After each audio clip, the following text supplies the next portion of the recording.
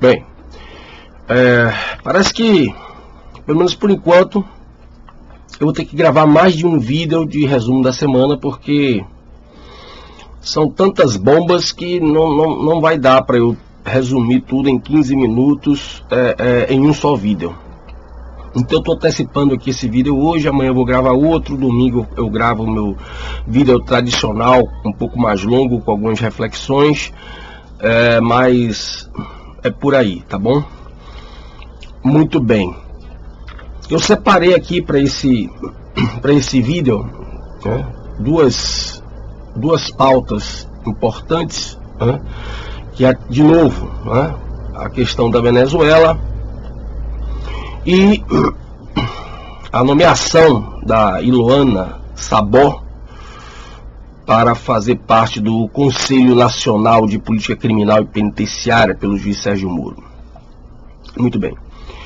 Vamos falar primeiro um pouco da questão da Venezuela.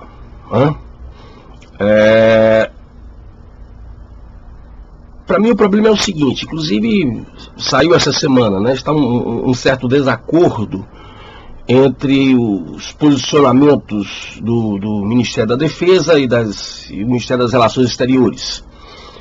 E eu já vou me posicionar aqui por conta de que eu sou a favor do posicionamento do Ministério das Relações Exteriores, né, que é um posicionamento bem mais, digamos, duro com relação, né, à ditadura que foi implantada na Venezuela desde 1999 com a chegada do senhor Hugo Chávez.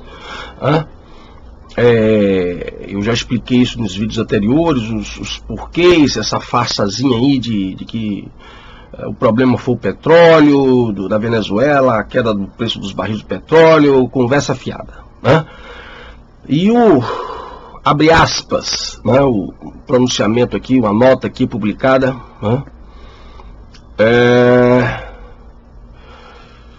o governo do Brasil expressa sua condenação mais veemente aos atos de violência perpetrados pelo regime ilegítimo do ditador Nicolás Maduro, né, no dia 23 de fevereiro, nas fronteiras da Venezuela, com o Brasil e a Colômbia, que causaram várias vítimas fatais e dezenas de feridos.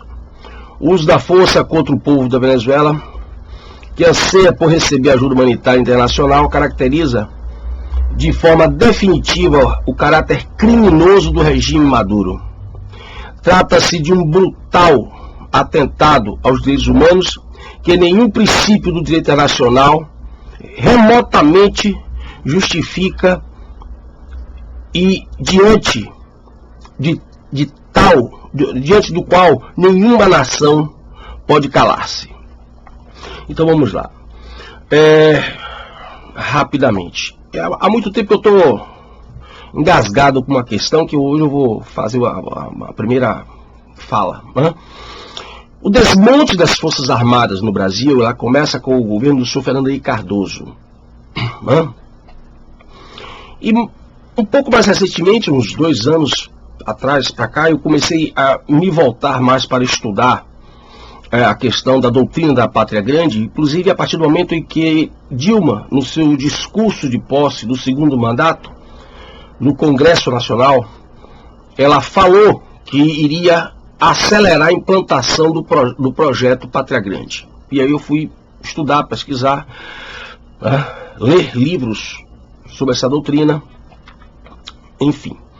E eu me assustei com o que eu encontrei. O pessoal costuma dizer, não, muitos comentários aí nos vídeos, né, as pessoas falam, não, as Forças Armadas não foram contaminadas pela ideologia marxista. Lê do engano. Lê do engano.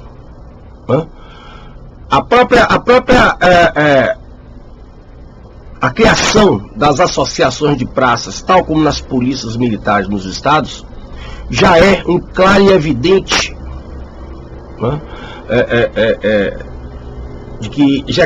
de que houve sim a infiltração das doutrinas revolucionárias dentro das Forças Armadas. Só que não para aí entre os praças. Quando eu fui pesquisar sobre isso, eu encontrei algo muito complicado. Porque ficava uma curiosidade, por que as Forças Armadas aceitaram o desmonte feito pelo senhor Fernando Henrique Cardoso?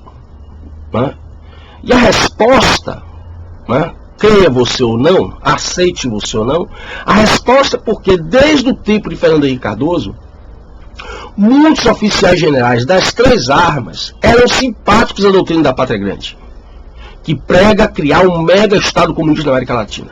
Por isso é que eles não viam nenhum problema e aceitaram pacificamente o desmonte das Forças Armadas, tá certo? Porque eles achavam que não havia necessidade de um exército nacional diante de um quadro que futuramente seria criado um exército continental, que é um projeto, inclusive, capitaneado pela dona, grande prostituta, Organização das Nações Unidas, tá certo? Então, por isso que eles aceitaram o desmonte das Forças Armadas, colocando as Forças Armadas brasileiras, tá certo? Como uma das menores Forças Armadas do mundo, quando proporcionalmente comparada à extensão do nosso território e às nossas riquezas. Proporcionalmente, tá certo? Proporcionalmente, o Brasil tem hoje, eu não sou especialista em militarismo, mas com certeza, se você for pesquisar, você vai ver, proporcionalmente, nenhum país do mundo tem tanta riqueza, com uma extensão territorial tão grande, com uma força armada tão diminuta. Proporcionalmente, nós temos, se nós não tivermos a menor força armada, nós temos uma das menores forças armadas do mundo. E por que os nossos militares aceitaram isso? Exatamente, porque muitos oficiais generais já eram simpáticos e achavam, estavam entusiasmadíssimos com a ideia, muito antes do PT aparecer na jogada, estavam já impressionados com a ideia de que iria ter uma força armada continental e por isso não haveria por que se preocupar com o tamanho da nossa força armada nacional propriamente dita. Tá certo? E eu estou me remetendo a isso porque muito me estranha esse discurso do general Mourão, que quer se colocar agora como protagonista do governo Bolsonaro. Diz que não vai ser um ministro, ou desculpe, um vice-presidente de peça decorativa. Tudo bem. Mas um discurso muito dócil, muito meloso, diante de um quadro de genocídio. Isto é importante. Dentro de um quadro de genocídio. Nós não estamos falando aqui, eu já disse em outros vídeos, nós não estamos falando aqui de um regime, de um governo, de uma ditadura que simplesmente tirou direitos políticos, cerceou a liberdade de expressão. Não. Nós estamos falando de um regime que mata. Um regime que mata crianças de fome, que mata pessoas de doença de fome. Um regime que tem prisões que matam os seus inimigos do sistema, do regime, com tortura, fome e doença. Deixam lá até morrer, sem comida e sem remédio. É disso que nós estamos falando. E enquanto eu já disse, volto a repetir, enquanto eu estou aqui gravando esse vídeo e vocês estão me escutando, pessoas estão morrendo. Milhares de pessoas já morreram e pessoas estão morrendo. Isso desde 1999. Isso começou a escandalizar o mundo quando o problema da fome se tornou evidente, que não tinha mais como esconder. Existem diversos vídeos, documentários aí no YouTube mostrando que há muito tempo a população venezuelana está invadindo os supermercados, saqueando caminhões de alimentos porque estava faminta. Agora, quando não dá mais para esconder, é que parece causar espanto. Aí eu fico pensando aqui, aí uma reflexão breve, eu fico pensando por que o brasileiro ele é tão indiferente à tragédia? Porque a tragédia, o trágico, faz parte da existência. Mas a indiferença ao trágico, temos um problema. Será que porque nós nos acostumamos a 60 mil, 70 mil homicídios por ano? Será que porque nós nos acostumamos, as nossas crianças também desnutridas, as crianças do Nordeste, também no interior do Nordeste, também desnutridas? Se não morre exatamente pela fome, mas morrem por doenças geradas pela desnutrição, será que essa convivência com o trágico nos tornou insensíveis, imunes a perceber a gravidade da situação do outro? Aí a gente está aqui muito preocupado, sabe, os bonzinhos estão muito preocupados com todo o discurso do ódio. O que é que você falou, o que é que você disse, o que é que você postou no Facebook, vou lhe denunciar e tal. Agora, esse patrulhamento ideológico que é feito por todo o regime comunista, mesmo que receba outros nomes, como está acontecendo hoje. Agora, a tragédia literalmente, o Partido dos Trabalhadores ainda manda representantes para apoiar a ditadura do senhor Nicolás Maduro. E não falta gente que acha que isso é bacana. Então, é esta a questão. O senhor Nicolás Maduro tem que sair do poder e o mais rápido possível, já passou e muito da hora, graças à omissão dos países da América Latina, porque estavam na sua maioria envolvidos com o projeto do Foro de São Paulo, do qual a dona Venezuela faz parte, e também por conta da omissão do Brasil e das Forças Armadas brasileiras. Eu estou dizendo isso. Essa conversinha de que o Exército Brasileiro é pequeno, eu estou falando que é pequeno em relação à comparação mundial. Não precisava, algumas pessoas discordaram de mim aqui e tal, foram para outros sites, outros canais, buscar informação sobre os mísseis, que não era bem assim. Tudo bem, meu irmão, você pode discordar o que você quiser, futucar o que você quiser, mas não havia nenhuma necessidade de satélites americanos captarem a informação de que os mísseis já estavam na fronteira, a 10 quilômetros da fronteira do Brasil. Tá certo? Não precisava de satélites americanos fazer isso. Por quê? Porque nós temos tecnologia para isso. Então, por que esta informação ainda não havia sido veiculada? Teve que se esperar que satélites americanos denunciassem: olha, não tem conversa para vocês não, pô. Os mísseis estão apontados para vocês. É claro que está havendo uma omissão, um silêncio. E aqui fica o meu recado: cuidado para esses defensores da paz, esses generais, também depois não sujar a sua mão de sangue pela omissão. Seja presidente, vice-presidente, general, brigadeiro, almirante do inferno, cuidado para você depois não sujar sua mão de sangue pela omissão. Porque enquanto você está com seu papinho mole de procurar diálogo com um psicopata que está no poder, pessoas estão continuando a morrer. Por diversos meios. Tortura, assassinato, fome, doença. E você com papinho mole de querer que ele saia numa boa. Oh, meu querido, então você, pelo amor de Deus, que acha que um ditador... Qual foi a história das ditaduras comunistas em que o ditador, alguém chegou para o ditador e disse: ô ditador, sai aí, poxa, não, você já abusou muito. Aí o ditador fez: tá bom, tá certo, você tem razão, eu vou sair e tal, vou para um exílio ali e tal. Isso nunca existiu, nem vai existir. Tá certo?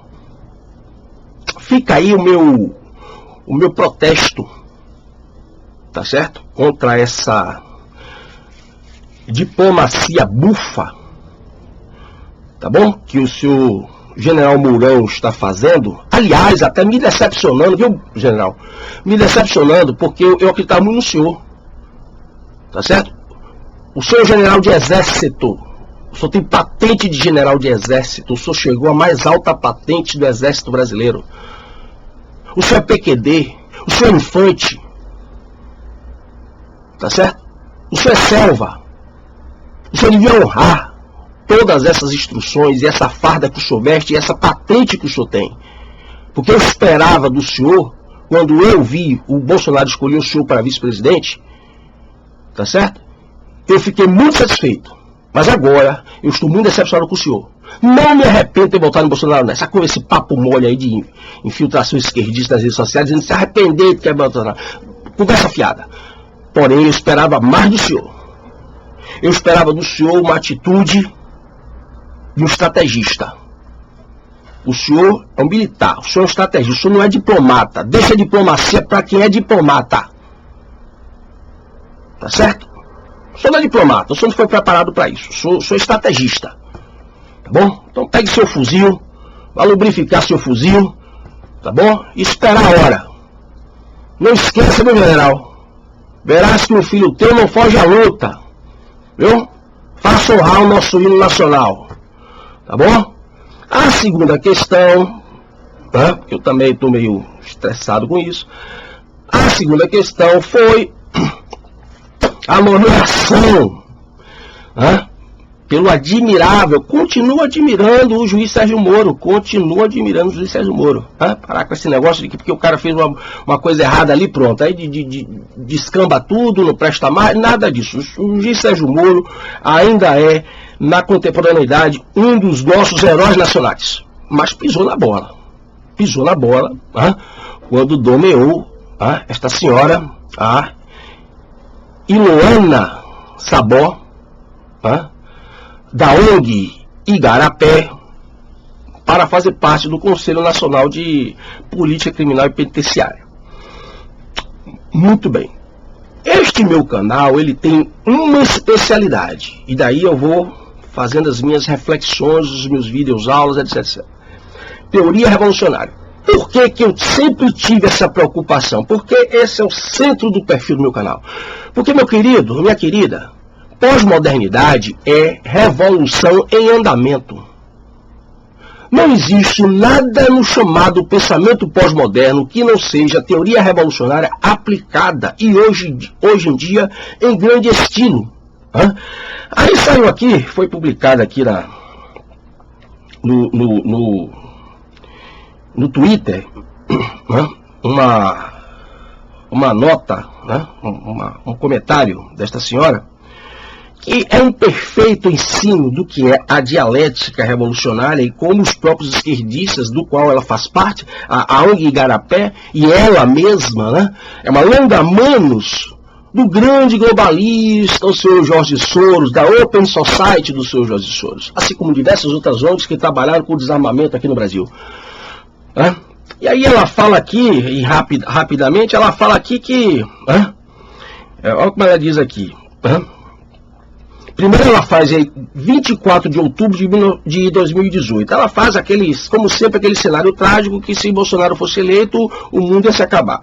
E aí depois ela fala, ou seja, eles criam uma sociedade dialetizada, de opostos, de polos opostos, porque é próprio da dialética, a tese e a antítese, e depois ela propõe a síntese. A esperança que os brasileiros consigam deixar diferenças de lado, ou seja, diferenças criadas pela esquerda, através das escolas, universidades, imprensa, televisão. Dialetizar, colocar as pessoas divididas em coletivos e um inimigo do outro, inimigos irreconciliáveis. Porque as pessoas não sabem, não conhecem a teoria revolucionária, porque o Marx está dizendo no Manifesto Comunista, a revolução só pode ser feita com violência. Lenin repete várias vezes, você precisa odiar para fazer a revolução, não tem revolução sem ódio, porque não tem violência sem ódio. Mas só que o próprio Lenin também disse, acuse seu inimigo do que você faz.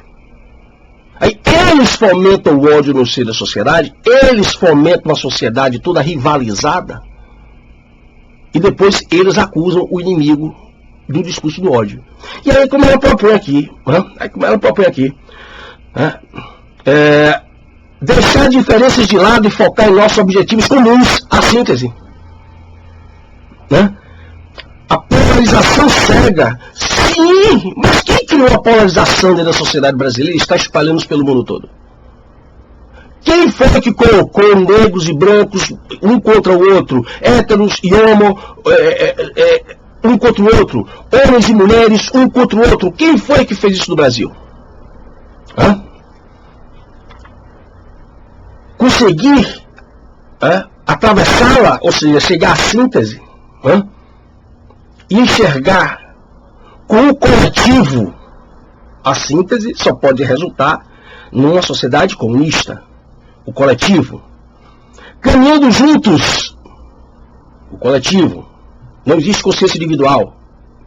Só consciência coletiva. A tal da consciência social. Só dependerá de nós. E ela termina dizendo: pense antes de votar nesse domingo. Quer dizer, essa mulher hoje faz parte do governo Bolsonaro. Quer dizer, é uma infiltração, porque esse negócio de sociedade civil não representa o povo brasileiro. Quem representa o povo brasileiro são as pessoas que nós elegemos.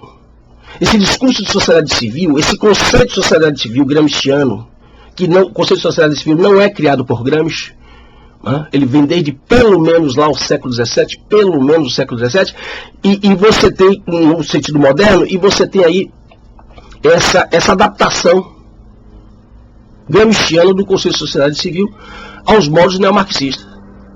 E quem é a sociedade civil para o senhor Gramsci? A tal sociedade civil organizada, ONGs revolucionárias, sindicatos, fundações, todo mundo ligado à revolução.